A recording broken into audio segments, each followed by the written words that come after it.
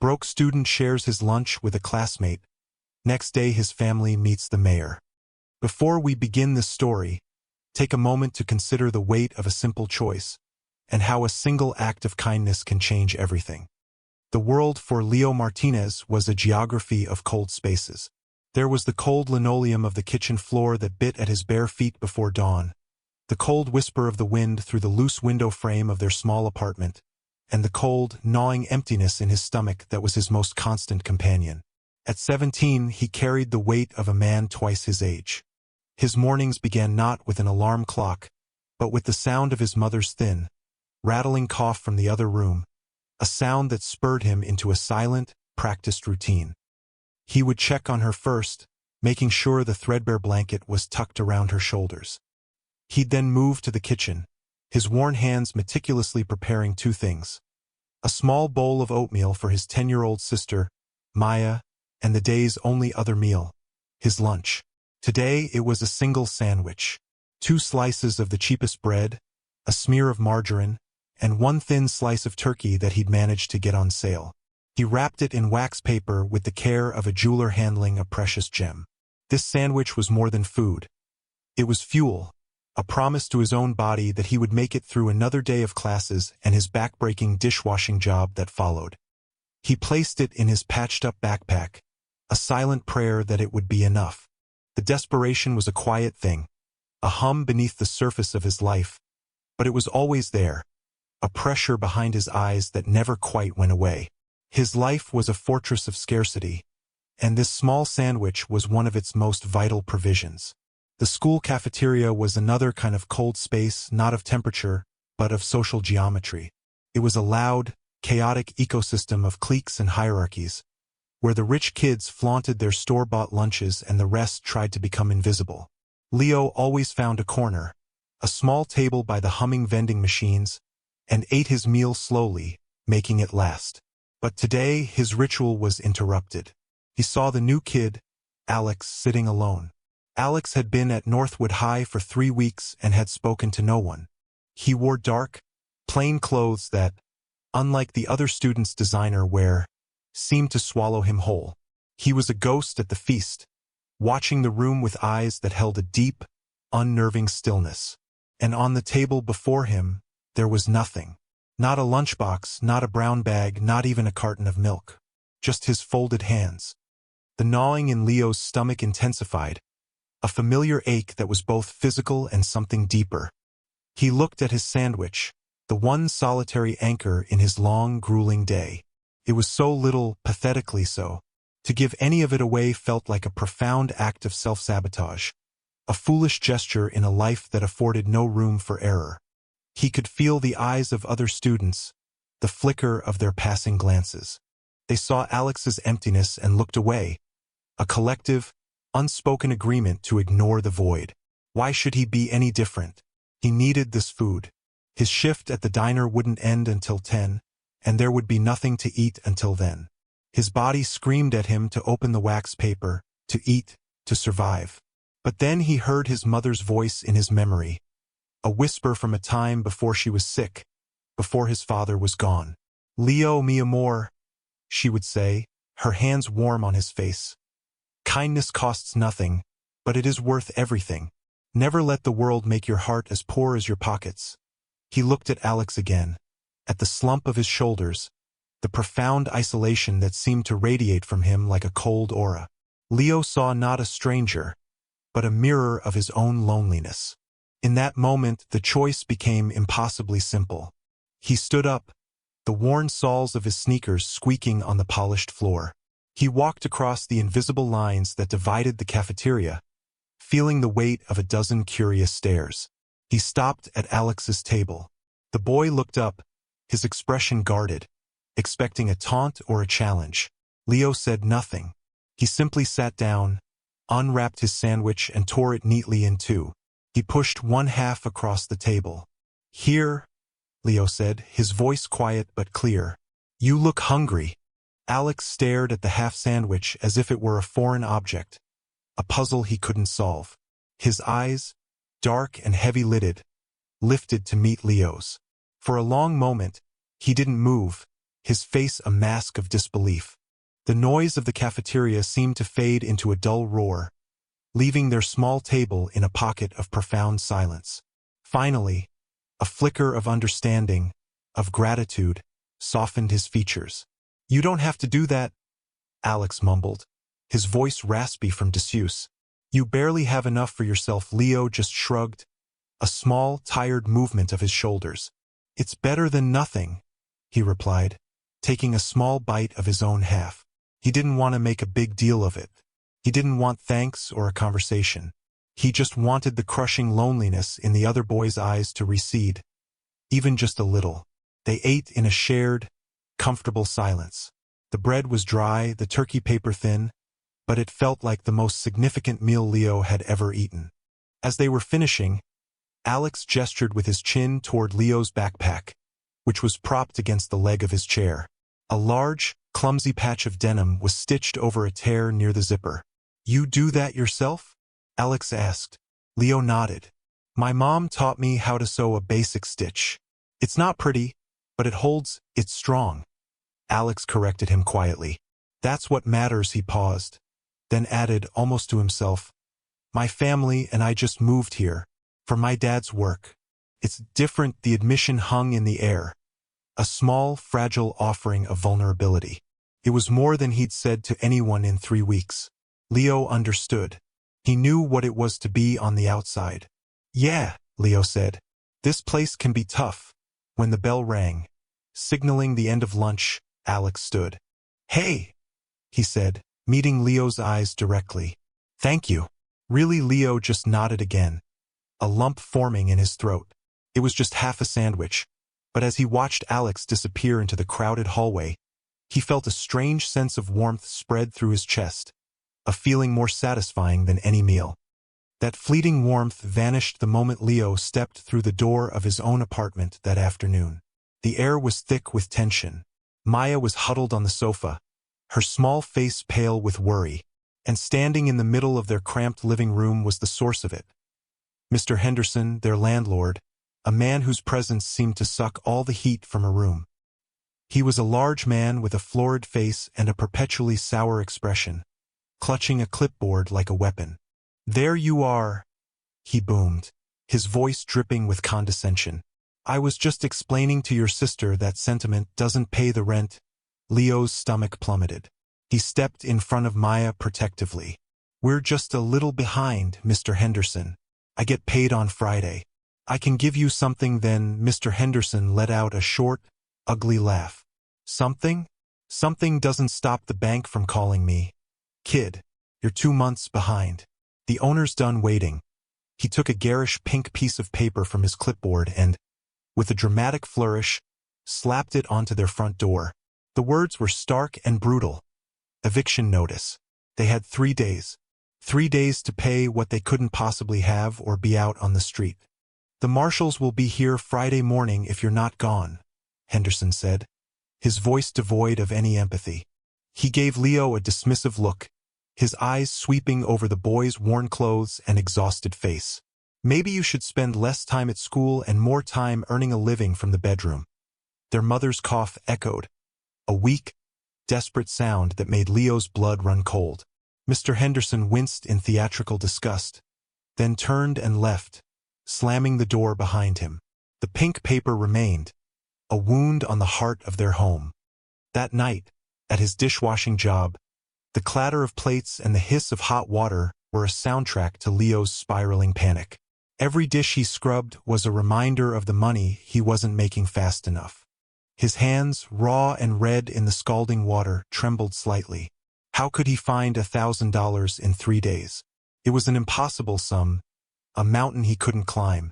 His mind raced through dead ends. No family to ask, no friends with anything to spare. The world had shrunk to the size of that pink notice on his door.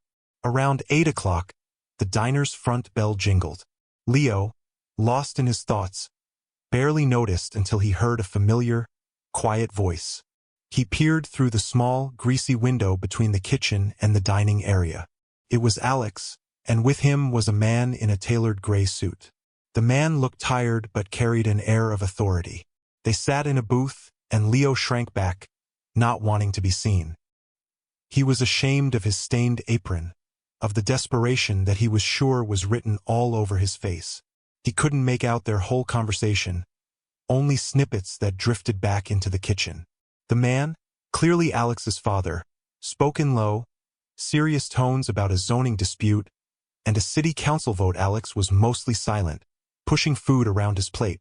Then, Leo heard Alex's voice, clearer this time, laced with a familiar sadness.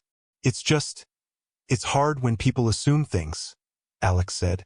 They decide who you are before you even say a word. His father's expression softened. I know, son. We'll get through this. The words struck Leo with unexpected force. He looked at Alex, sitting under the bright fluorescent lights of the diner, and saw not the mayor's son or a rich kid, but just a boy who felt as judged and alone as he did. They were on opposite sides of a vast economic canyon, yet they stood on the same ground of being misunderstood.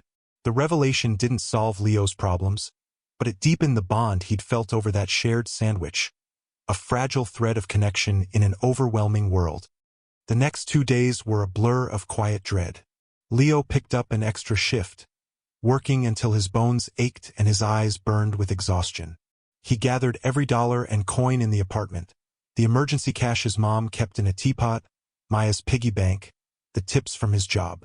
It came to $174. Pittance. An insult. On Thursday afternoon, his last day before the eviction, he approached Mr. Henderson in the hallway as the landlord was leaving another apartment. Leo held out the crumpled wad of bills, his hand shaking. Please, he begged, his voice cracking. This is everything I have right now. Just give us 1 more week. I'll work every hour I can. Mr. Henderson didn't even look at the money. He looked at Leo with an expression of profound disgust, as if he were something unclean. 1 week, he scoffed, his voice loud enough for the neighbors on the floor to hear. So you can fall another week behind? No, thank you, he waved a dismissive hand. I'm not running a charity here. Frankly, your family is bringing down the value of the building. I'll have you out, and I'll get some decent, paying tenants in here. The public humiliation was a physical blow. A neighbor across the hall quickly shut her door. No one wanted to be a witness. Defeated, Leo's hand fell to his side. The money felt worthless. He had tried. He had worked and he had begged. He had failed. He sank onto the cold, grimy steps of the apartment stairwell, the eviction notice a crumpled ball of despair in his fist. He put his head in his hands, the fortress he had tried so hard to maintain for his family crumbling around him. The cold he had felt his whole life was finally seeping into his bones, a final, chilling defeat. Friday morning arrived not with a bang, but with a heavy, suffocating silence. The sun streamed through the window, painting a bright square on the floor where Maya's toys were already packed in a cardboard box. His mother was dressed, sitting stoically on the edge of the sofa, her face a mask of weary resignation. They were just waiting for the final, brutal knock on the door. When it came, sharp and authoritative, Leo's heart seized in his chest. This was it. He took a deep breath, straightened his shoulders, and walked to the door, ready to face the marshals, ready to lead his family into homelessness. He turned the knob and pulled it open, but it wasn't a uniformed officer standing there. It was a woman in a crisp navy blue suit, her expression calm and professional. Behind her, parked at the curb, was a sleek black town car that looked alien on their rundown street. "Leo Martinez?" she asked, her voice polite. Leo nodded, confused. "My name is Sarah Jenkins. I'm an aide from the mayor's office," she said, handing him a business card. "Mayor Thompson would like to speak with you and your family. He has sent a car for you." Leo stared at her, then at the car, then back at her. This had to be a mistake, a cruel, incomprehensible joke. The mayor?" he stammered. "Why?" "He said it was a matter of some importance," Ms. Jenkins replied smoothly, her smile not quite reaching her eyes. "He would prefer to explain himself. Shall we?" Fear warred with a sliver of bewildered curiosity. What could the mayor of a major city possibly want with them? With no other options, and the shadow of the marshals still looming, Leo numbly agreed. He helped his mother, and with Maya holding his hand, they walked out of their apartment for what he assumed was the last time and into the waiting car. The ride to City Hall was silent and surreal. They passed through neighborhoods far grander than their own, with stately brick buildings and manicured lawns. The building itself was a monument of granite and marble, its sheer scale designed to intimidate. Leo held Maya's hand tighter as they were escorted through echoing halls, past busy people who paid them no mind, and into a vast, wood-paneled office. The room was warm, filled with the scent of old books and lemon polish. A fire crackled in a grand fireplace, and behind a large mahogany desk, a familiar figure rose to greet them. It was the man from the diner, Alex's father. His expression was no longer just tired. It was kind, a deep well of empathy in his eyes. And standing beside him, looking nervous but resolute, was Alex. "Mr. Martinez," the mayor said, his voice warm and steady as he extended a hand. "Please call me Robert." "Thank you for coming." Leo was too stunned to speak. He simply shook the man's hand. The mayor turned to his son. "Alex told me what you did for him," he said, his gaze returning to Leo. "He told me that in a school full of people, you were the only one who saw that he was hungry. You gave him half of everything you had." Alex looked at Leo, a small, grateful smile on his face. "It was more than a sandwich," Alex said quietly. "You saw me." The mayor nodded, his expression serious. "My son has been having a difficult time since his mother passed. We moved here for a fresh start, but it's been lonely. Your kindness, Leo, was the first real welcome he's received. It meant more to him, and to me, than I can possibly express." He walked back to his desk and picked up the phone. "Sarah, get me the head of the housing authority." Now, over the next few minutes, Leo and his family watched in stunned silence as Mayor Thompson dismantled their world of desperation. With a few sharp, authoritative sentences, he initiated an immediate investigation into Mr. Henderson's business practices, citing multiple complaints of tenant harassment. The eviction was not just halted, it was voided. Another call was made, this time to the administrator of the city's public hospital. He spoke of a benevolent fund for families in crisis. By the time he hung up, their mountain of medical debt had vanished. It was all gone. The threats that had suffocated them for months were simply erased.